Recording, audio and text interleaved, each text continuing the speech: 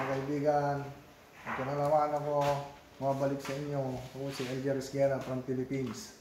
Kami po yung ganitong nag-assemble ng chicken layer cage. Ito po yung paiklugan mga madam, mga boss, idol. Ito po. Ganito po yung mga ginagawa namin.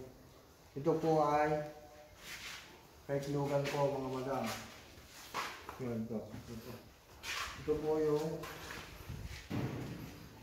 pitch delivery. 5 chair po siya. Ito po. 1, 2, 3, 4, 5. Tapos, ito po yung egg belt. So, yung egg belt, ang itlog yung manok, papunta rito. Ito po yan. Mga boss idol. Ganito po siya. Ito po, maganda. Ito po, kasi hindi pa namin napailaw. Kailangan pa lang yung electrical namin, baka bukas. Ito po ito.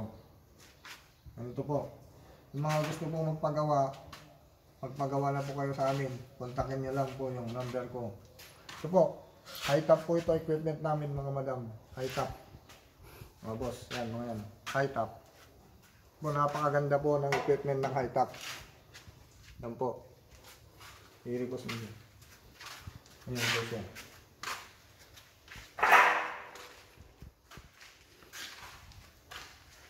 Ayan.